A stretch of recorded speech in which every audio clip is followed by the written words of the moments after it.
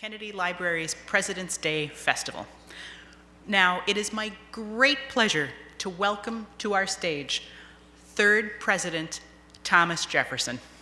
President Jefferson, thank you for joining us today.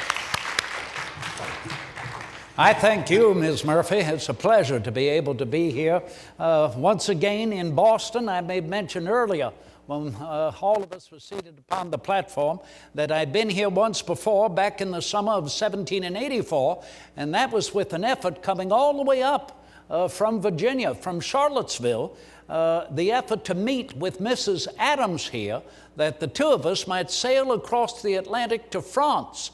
She had not seen her husband in some time, and so we thought this would be the advantage for both of us. Anyone remember why I was sailing to France in that summer of 1784? Anyone recall? Why was I going to France? Simply to enjoy the wine? I was, rest you assured of that. We had nothing like elegant French wine here in North America, and of course I had heard so much about it, and I was very anxious to taste that. But no, why? Why do you think? Yes, ma'am. To drum up support for the French Revolution. And the lady is saying to drum up support for the French Revolution. Well, none of us ever suspected that there would be such a revolution amongst the French in 1784. That, of course, did not begin until about another 5 years. But talking about drumming up support, yes, that was a purpose. I was commissioned by our Congress to become our nation's second minister plenipotentiary to France in order to succeed whom? Who had been our first minister? Dr. Benjamin Franklin. You're absolutely right. So that was my purpose, to sail to France, succeed Dr. Franklin, and to drum up support for trade and business with France. I don't know whether you remember, but before the American Revolution, throughout all of the 13 colonies, we were forbidden to trade with any kingdom of Europe north of the Cape of Finisterre in Spain. Everything had to come through England. Never, ever would we have been allowed to trade with France. And that was one thing that encouraged France to keep her eye on us even before the American Revolution began. So you can be sure that once the American Revolution began, once we all voted for independency, and once we then voted on our declaration, and coincidentally I say that in 3 particular accounts, because remember, the American Revolution began before we declared our independence. Anyone remember what year many of us thought the American Revolution began? And I'll tell you, Massachusetts had a lot to do with it. Yes, dear? Pardon me? No, not in 1776. 75? I understand hardly a man may now be alive that remembers what occurred not too far from here. Lexington and Concord, and never forget what occurred in Lexington and Concord also by orders of the Crown occurred in Williamsburg, Virginia 2 weeks later. The effort of the Crown to remove the arms and the munitions of the government arsenals. Remember, the government was protecting us. In fact, as I have continued to write, the only purpose of any government and its laws is simply to protect people from injury by one and the other. That's all. And so you can imagine the monarchy had broken her contract in trying to remove those arms and munitions. Thank heaven for those men formerly of the colonial militias. And remember, a militia cannot be formally commissioned except by a government. So as those militias in and about Lexington and Concord were created by the British monarchy, they were outlawed at the same time. So in that April of 1775, thank heaven for those farmers who were able to grab their firelocks, which had provided such a sustenance for providing food for their families.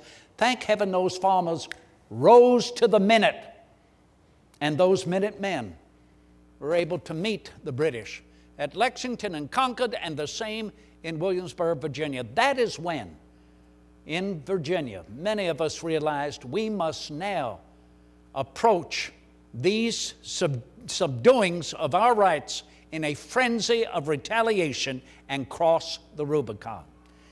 That next spring of 1776, when we met in Philadelphia, our business was clear. We now have to vote for independence and as a consequence, vote for something that the rest of the world would understand are the reasons why we were doing this in North America, to vote for our declaration. Now talk about sailing to France that summer of 1784, going back to that late spring and early summer of 1776 in Philadelphia. We no sooner voted for independence, we no sooner voted on our declaration, than we realized we will need the support of France in this American Revolutionary War. We realized we may not be able to accomplish this solely ourselves. And so that is when the new Congress of the United States, then in Philadelphia, that July of 1776, voted for two individuals to work together, two heads better than one, to sail to France and there to get the influence of the King of France, King Louis XVI, to support our revolution. We know that the one who was voted and commissioned was Dr. Benjamin Franklin. Anyone happen to know who the other one was? No, not Hamilton. Hamilton was not even there at that time. No, not John Adams. No. Thank you, yes. Me, I was voted to accompany Dr. Franklin. The two of us would sail to France, to gain the influence of the King of France to help our American Revolution. But I will tell you, at that time, I was still working on a constitution of the new Commonwealth of Virginia. This was at the same time that John Adams was working on the new constitution for the Commonwealth of Massachusetts. In both of our constitutions, considering a question that was asked by the young lad earlier, in both of our constitutions, the one for Massachusetts, mine for Virginia, we outlawed the enslaving of our fellow man. Well, you all know here in Massachusetts that Mr. Adams' Constitution was argued, debated, voted on, and ratified. It was made law. It would take 5 years, but finally you all would be able to end that institution of slavery in Massachusetts. By 1781, my Constitution, you can only imagine that when it was introduced to the Virginia House of Delegates, that one particular part, outlawing slavery, was so controversial that they simply cast my Constitution out. They would not even consider it. So, at the same time, Mrs. Jefferson was in ill health. We could never understand why childbirth compromised her health. I had to turn down that invitation to sail to France with Dr. Franklin. And anyone may know who went in my stead? A gentleman from Connecticut, from Wethersfield, Connecticut. Silas Dean. Silas Dean sailed with Dr. Franklin to France as co-ambassadors to help the French consider how they might help us. Coincidentally, it was neither Dr. Franklin nor Mr. Dean who finally was able to garner the support of France. Anyone know who it was, more than anyone else, who appeared before his own king? So this gentleman appeared before Louis XVI, argued our cause, was interrupted while he was trying to gain the support of King Louis. Anyone know of whom I'm referring to? Pardon me? Lafayette, absolutely. General the Marquis de Lafayette appeared before Louis XVI in his American general's uniform. And as he was pleading our cause, he was interrupted by an Englishman named Thomas Walpole. And Mr. Walpole said, "Your Majesty, please look upon your subject, the Marquis de Lafayette. Look that he is dressed in an American uniform of tatters and ill design. My heavens, this is This is the most unlikely uniform for the rank of general that we've ever seen. How can you possibly listen to him encouraging your support?" The Marquis stood there very well-mannered, and when Mr. Walpole had finished, he replied, "Your Majesty, Monsieur Walpole is absolutely correct. I stand here in American general's uniform of tatters and shreds. But, Your Majesty, I wish you to know that the American troops who overcame General Burgoyne at the Battle of Saratoga were nearly all naked." It is said that King Louis erupted in laughter, and more than any other moment of negotiations, it was that moment, they say, that King Louis decided France would support our cause. And I make mention of this that we might never, ever forget that the American Revolution would not have been successful without the aid of France.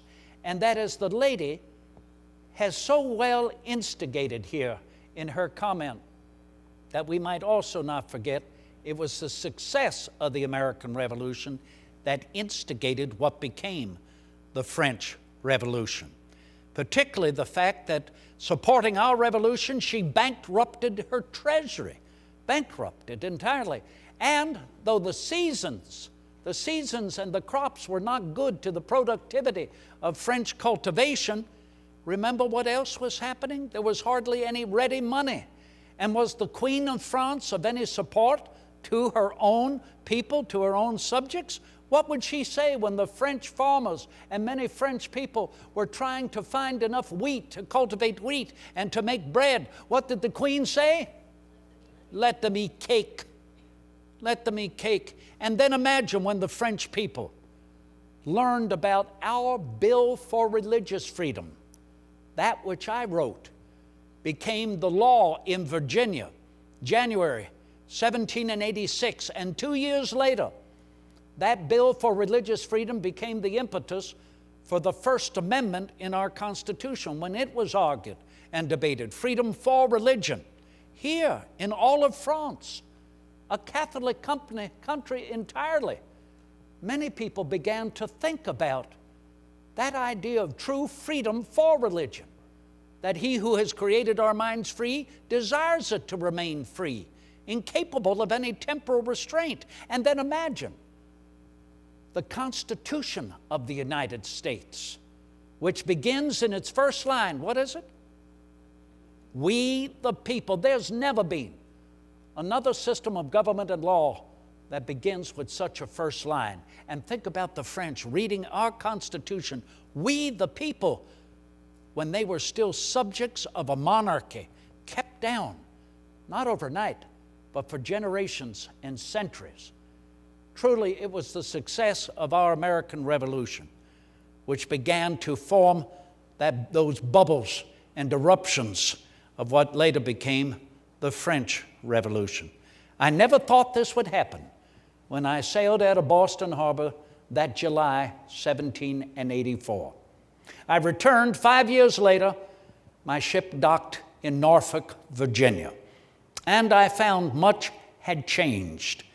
Much had changed in our young nation, particularly that the Articles of Confederation, which I thought were fine, I thought they were a venerable fabric, they ought not to be tampered with. Yes, they did not have a cohesive method of taxation to protect all of our states, and yes, they had no cohesive method of electing a president of the entire nation. They elected presidents, but they were presidents of the Congress, and there were many presidents of the Congress. These were faults, but at the same time, in my opinion, the Articles of Confederation allowing the states equally to attend to their own concerns and business, I felt might be more efficient in each of those states to end one and then the other and then the other to end slavery. That it might become more contentious to think that a stronger federal government under a constitution might try to attempt that. And of course, as you know, in that constitution as finally adopted, it states 3/5 of an individual as an element of property for the only individual who could vote when that Constitution was ratified, and that, of course, a white male freeholder, 21 years of age or older. So ladies, lamentably, I've never known that you may have a vote someday. Lamentably, I've never known that someone of color, be they enslaved or be they the natives of this land, be they anyone of a particular hue from a foreign land who has every right to come here and conduct their livelihood, I will never know to have a vote. And as well, I will never know a white male 21 years of age or older who does not hold property. You have to hold property, gentlemen, or a white male 21 years of age or older who holds property and is mortgaged. I don't care to know who you are, but it's not your property. It belongs to your creditor. And your creditor may be a wealthy woman of color. Even so, despite her wealth, she still has no vote. So these were things that I was concerned about when I arrived home and our Constitution was ratified. You know, at that same time, I was commissioned, invited by our first president under the Constitution, George Washington, to be the first Secretary of Foreign Affairs. That is what the department was referred to. And quite naturally, having already served 5 years in France, having been a good friend and collaborator with Dr. Benjamin Franklin, who served there longer in support of our American Revolution, it seemed quite natural and efficient to invite me to be the first Secretary of Foreign Affairs. Within a few months, it became known simply as the Department of State. Exactly right. That it meant that as Secretary, I would represent our nation in any negotiation with foreign nations, the state of our union in kind. So I took up that invitation and went to New York, and there was seated. But remember, we already had many arguments amongst ourselves as a new nation, and we could no longer blame it on the British. These were ours now to contend with. I never thought anything about this, that it would come to pass as I was growing older when I was a young man. And so for the remainder of the time that I have before you, because I would like to receive questions from you before I take leave of this dais. For the remainder of the time, I would just like to reminisce with you that as a young boy, I had not the advantage to be born and brought up in a vast urban market. When I say urban market, I am talking about your remarkable city of Boston. There were only a few urban markets when I was born and grew up. Yes, Boston, New York, Annapolis, Philadelphia, Charleston, and Savannah.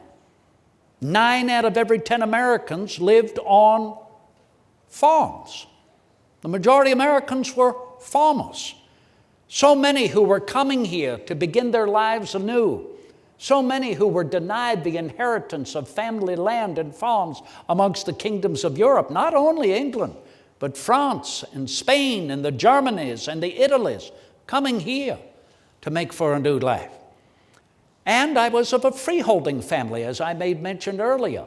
My father was a white male freeholder. He owned outright all of the land. And he owned, at the time I was born in 1743, 5 farms that totaled 3,500 acres. And as you know, he owned all of the families living on those farms. He was only 49 years old when he passed away quite suddenly in the summer of 1757. He left my mother a widow to preside over the rearing of 10 children. I was the eldest son. I had no idea the weight of responsibility upon my shoulders. That is, the weight of the British laws of primogeniture. Primo, first, genitor, family, the first son that inherits directly all of his father's holdings. My younger brothers could not inherit under those British laws. My sisters, and I had 6 sisters, they could not inherit unless they were married and could bring to their marriage dower rights of their family's property. Do you know I was only 14 years old? As I have written, how can a young boy 14 years old even begin to reason for himself as to what would happen in the future? But fortunately, Fortunately, my father had been able to afford me an education that helped me to be able to learn to read and to write, to speak my native tongue, to learn Latin and to learn Greek, ancient history, modern history. That was my good and great fortune. And whenever I've looked back on that opportunity my father provided me, and people ask me, well, Mr. Jefferson, what do you think was the greatest advantage you had? You inherited all of your father's property. You came from a very wealthy family. Well, as we say, land rich but cash poor. What do you think was the greatest legacy your father left you? I answer without a moment's hesitation: education. I was able, through monies in his estates, to go to Williamsburg and attend the Old Royal College of William and Mary. Right there, the winter of 1759 and 1760. And it was the teacher I had at William and Mary, Dr. William Small. No one's ever heard about him, but I can never forget him. As I have written, he had gentlemanly and correct manners. Mind you this, the greatest representation of a well-educated mind is good manners towards every individual, no matter their station. Now, I've always said I'd rather have an honest heart than a knowing mind. But imagine when you can put them both together. Dr. Small represented that element of respect and good manners. We had a great respect for him because he had a great respect for whom? His students. Each and every one of us, a new mind never seen before upon this globe. Secondly, I wrote he had an enlarged mind, an open mind. How do you enter tomorrow without an open mind? And lastly, he had a happy talent for communication. Perhaps more than any other, he fixed my destinies. That came in so useful when in Philadelphia City that July 1776, I was asked to take up the pen and to write the first draft of our Declaration. As I've said to many, there's nothing new in our Declaration of American Independence. It was not our purpose to come up with anything new. Everything in our Declaration has already been written, argued, debated. You may find it in the elementary books of public right, the works of Aristotle, Cicero, Algernon Sidney, John Locke, Adam Smith, Thomas Paine. Those authors, their books, each and every one of you have read and reread frequently. No, you have not. I know you have not. Not when you realize in 1776, many could not even read. I realized I have to shed the lofty sophisms of these ancient authors, explain it in clear and simple terms as an expression of the American mind. Something we already knew before the Revolution began, even in the wilderness of Virginia where I was born, that England was not the first to claim North America. Before England, France, the number of French coming here. Before France, Spain, the number of Spaniards coming here. I was born amongst the natives of the land, the Monacan Indians. They've been here before anyone else. And what about the multitudes brought hither from the kingdoms of Africa against their will? Have they not been settled here from the earliest days, long and before many others have arrived? As I mentioned earlier, many from the kingdoms of the Italies, many from the kingdoms of the Germanys, the Hebrews seeking a new promised land. Before the American Revolution began, we began to realize, though governed by Great Britain, we are becoming the less and less British and the more and more self-evident. That is who we are, and this is what we show the rest of the world. If it were law, we'd be on the way to rectifying a lot that we still conflict over, but President Washington referred to it best as our promise. And do you know, this is the broadside that was printed up by Mr. John Dunlap, an immigrant Irishman printer who was very successful coming to Philadelphia. He printed up 300, and I'll never forget that morning of July 5th when this was handed to many people. They looked upon it curiously, they shrugged their shoulders, and they tossed it into the gutter. Not because they were Tory, because they could not read. But happily, there were many who, when handed this, would read it aloud. And so the word was passed from one to another, and we hope from one generation to the next. I have time for just one question to answer very quickly. Time to, if you will, attend to this remarkable instance where a president may speak with his people. They tell me it's called a presidential news conference. And it was most successful as it was begun by a president I lamentably will never know, but I hope many of you will never forget. His name? John F. Kennedy, and his remarkable presidential news conferences. Yes, ma'am. I'm just astounded. I think every time I hear you, I'm just filled with inspiration. Back in the 1800s, and I know you were in character in Williamsburg, so I'd like to stay in character.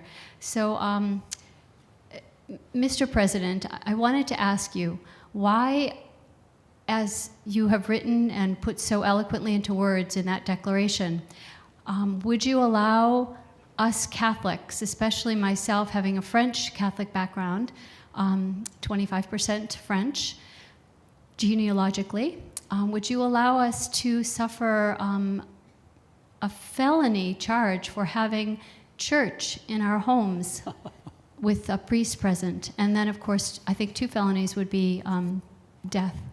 Could you explain that, please? The lady speaks well. Thank you, ma'am, for reminding me about that. If you will, before the American Revolution, I remarked upon all of those 13 colonies. We were actually 13 nations unto ourselves. And with the only 2 exceptions, those colonies being the colony of Pennsylvania and the colony of Rhode Island.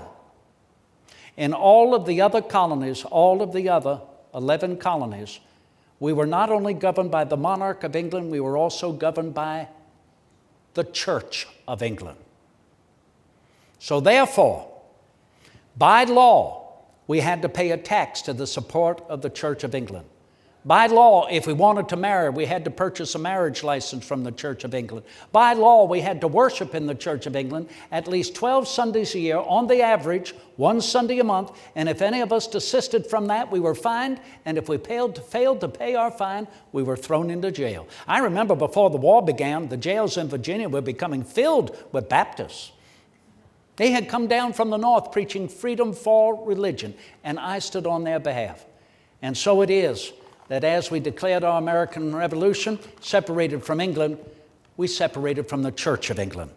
And that is why the Bill for Religious Freedom was an opportunity in these colonies for Catholics and everyone else to finally pursue their religious opinion as they should choose. So I thank you for reminiscing upon that. Yes, it is absolutely true that that was denied when we were the colonies of England, and the Catholics had to secretly worship in one and the other's parlors and elsewhere.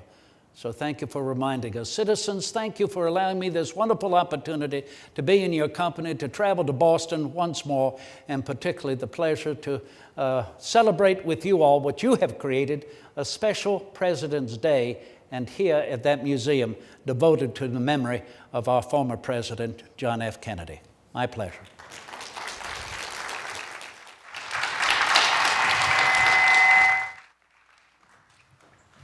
Mr. President, thank you so much for joining us. Thanks to all of you for joining us, and we hope to see you at 1:10 for our next Town Hall press conference. Please enjoy the rest of the day. Thank you.